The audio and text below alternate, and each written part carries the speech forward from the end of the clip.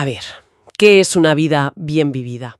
¿Se trata de cuántos años acumulamos en el calendario o de cómo llenamos de sentido los días que tenemos? Esta es la pregunta que nos abre la puerta al material de hoy.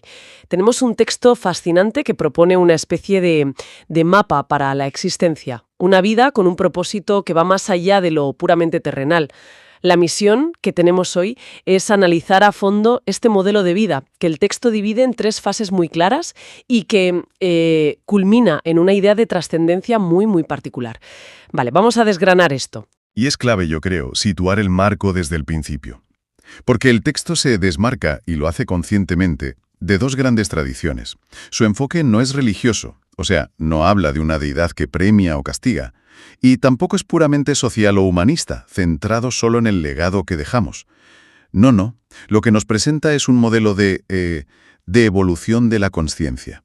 La tesis central es que nuestras acciones, nuestro propósito, no solo dan sentido a la vida, sino que, según esta visión, literalmente construyen el vehículo que determinará el destino de nuestra consciencia. Me gusta esa idea de construir el vehículo.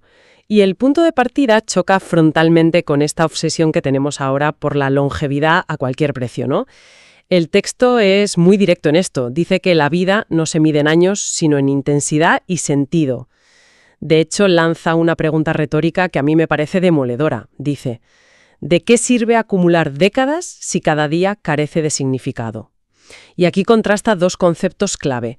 Por un lado, la longevidad sin calidad, que el texto describe como una simple prolongación del tiempo, y por otro, una vida con propósito, que define como una expansión del alma. Claro, y esa dicotomía, no es nueva, pero el enfoque que le da sí lo es. El texto la sitúa en un contexto histórico muy interesante. Identifica 2 posturas que han dominado el pensamiento. Por un lado, el materialista puro, el que se aferra a sumar años, a alargar la existencia física como sea. Y por otro, pues el asceta o el creyente extremo, que casi desprecia esta vida, ¿no? La ve como un mero trámite para una recompensa en el más allá. Lo fascinante aquí es cómo el texto propone una tercera vía, una que integra y supera las otras 2. Plantea que vivir con propósito no es una elección moral para sentirte bien, ni un sacrificio para ganar el cielo. Es, de hecho, el mecanismo activo y casi físico, por así decirlo, para alcanzar esa trascendencia. No es una recompensa, es una consecuencia. Inevitable, como la fruta que madura en el árbol, vamos. Y ese proceso de maduración tiene una estructura muy definida. Aquí es donde se pone realmente interesante. El texto describe la vida como un viaje en 3 etapas, 3 fases interconectadas que actúan como un itinerario para la consciencia. La primera es la que llama la fase social. La describe como nuestra etapa de integración. Es donde aprendemos a convivir, a formar parte de una comunidad, a construir vínculos y, en definitiva, a definir nuestra identidad en relación con los demás.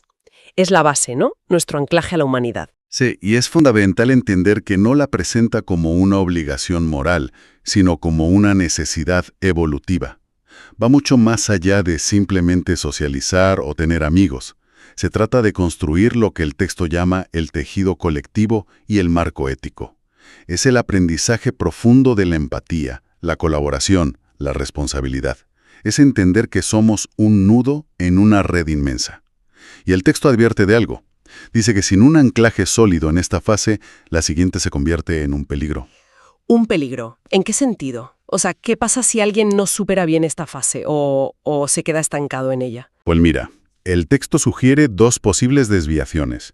Si no te integras bien, si no aprendes a conectar y a empatizar, la fase siguiente, la personal, puede derivar en un narcisismo patológico, en un individualismo totalmente desconectado de la realidad.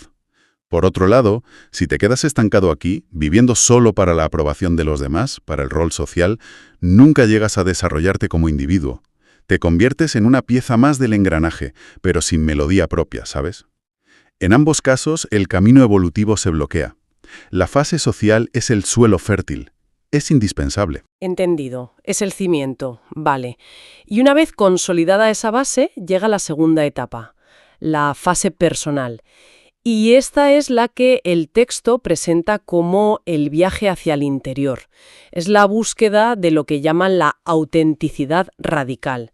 Aquí es donde se desarrollan los talentos únicos, se cultiva la sabiduría y, esto me parece clave, se forja una coherencia inquebrantable entre el pensamiento, el sentir y la acción.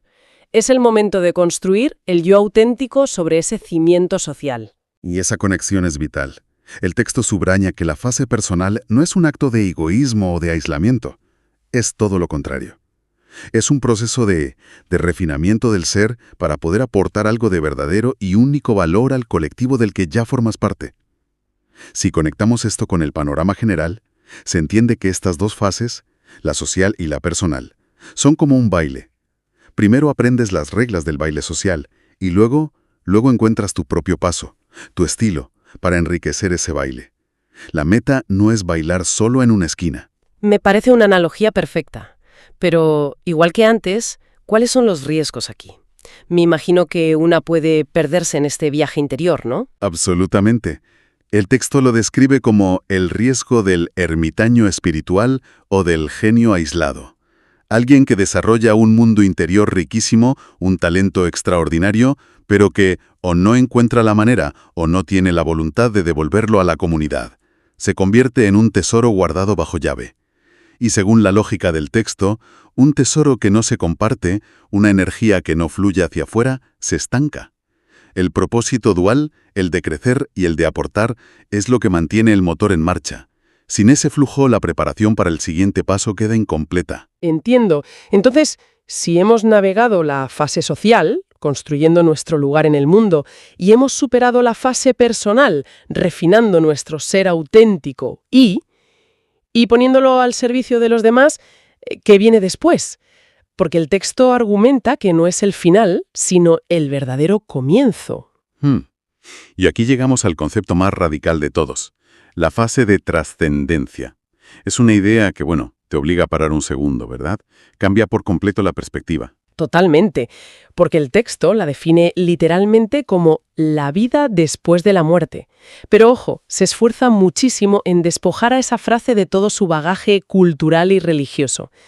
Primero, aclara lo que no es. No habla de una inmortalidad simbólica, no es ser recordado o que tus obras perduren. Eso, para el texto, sigue siendo un consuelo terrenal. Y lo que sí es, según esta propuesta, es una migración literal de la consciencia a otro nivel de existencia, a otro espacio-tiempo. Migración literal de la consciencia. Son palabras mayores. ¿Y cómo lo explica? ¿Como un acto de fe, un milagro o...? Nada de eso.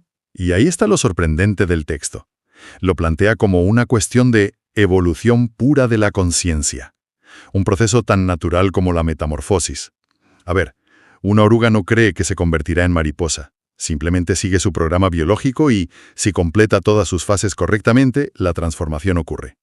Pues de manera análoga, una conciencia que ha completado la fase social y la personal de forma íntegra, ha desarrollado la energía o la vibración necesaria para dar ese salto evolutivo en el momento de la muerte física. No es un juicio externo, es una ley de la existencia. Ya. Y la condición para que esa ley se cumpla es explícita. El texto dice que es una consecuencia directa y garantizada de haber vivido las dos fases anteriores con un propósito dual muy claro. Aportar al bien de la humanidad y a la vez impulsar el propio crecimiento personal. Pero ¿sugiere el texto si hay un equilibrio concreto? O sea, ¿es un 50-50? ¿Pesa más el servicio a los demás o el trabajo interior? Esa es una pregunta crucial. Y el texto no lo plantea en términos de porcentajes, sino de sinergia. No son dos objetivos separados que haya que equilibrar, sino las dos caras de la misma moneda. Sugiere que el crecimiento personal más profundo solo se alcanza a través del servicio, y que el servicio más efectivo solo puede nacer de un ser auténtico y bien desarrollado. Son inseparables. Intentar hacer uno sin el otro es como intentar aplaudir con una sola mano. Es esa fusión, esa coherencia total entre el mundo interior y la acción exterior, lo que genera la masa crítica para la trascendencia. Vale, entiendo la lógica. La trascendencia como consecuencia, no como un premio. Pero entonces, la pregunta clave es, ¿cómo funciona exactamente este proceso? La idea de moldear una consciencia es potente, pero suena increíblemente abstracta. ¿El texto nos da alguna pista más tangible sobre cómo se hace eso en el día a día? ¿Se trata de meditar 10 horas, de hacer ciertos actos de caridad, o es algo más sutil? Ahí está el núcleo del asunto. El texto es claro en que no se trata de una lista de tareas ni de grandes gestos heroicos. El cómo es la calidad y la intención detrás de cada acción cotidiana. Es la coherencia. Pone un ejemplo. No es lo mismo dar limosna por culpa o para que te vean, que ayudar a alguien desde una empatía genuina y un deseo real de aliviar su sufrimiento. El acto externo puede ser idéntico, pero la energía que genera, el moldeado de la conciencia, es radicalmente diferente. Se trata de convertir cada interacción, cada decisión, cada conversación, en un reflejo de esa autenticidad y de ese propósito dual. O sea que es una disciplina constante, casi un arte. No hay acciones pequeñas o insignificantes. Exactamente. El texto lo compara con un artesano que pule una piedra preciosa. Cada golpe, por pequeño que sea, cuenta. Cada decisión coherente, cada acto de generosidad anónima, cada momento de introspección honesta, está puliendo una faceta de esa conciencia. No es una espera pasiva a que llegue la muerte a ver qué pasa. El texto usa una frase muy potente. Dice que es una conquista activa, que se labra día a día.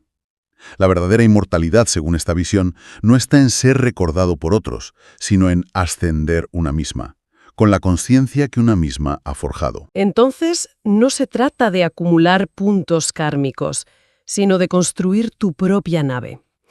Cada acción es un remache, una soldadura. Y eso me recuerda a esa cita del texto que resume esta idea de forma impactante. Dice, cada paso importa infinitamente más que la extensión del recorrido. Es que esta perspectiva lo cambia todo. La vida deja de ser una carrera por acumular años o logros y se convierte en una preparación meticulosa, un entrenamiento consciente para ese salto final. Precisamente. Transforma la métrica del éxito vital. Ya no se trata de un currículum de logros externos, sino de la integridad y la coherencia del proceso. Cada momento adquiere un peso trascendental, porque no es solo parte de la vida, es un ladrillo en la construcción de la eternidad de la propia conciencia. La vida se convierte en un arte, no en una competición. ¿Y la muerte? La muerte deja de ser una derrota para convertirse en la graduación. En resumen, lo que el material analizado hoy nos propone es un cambio de paradigma total.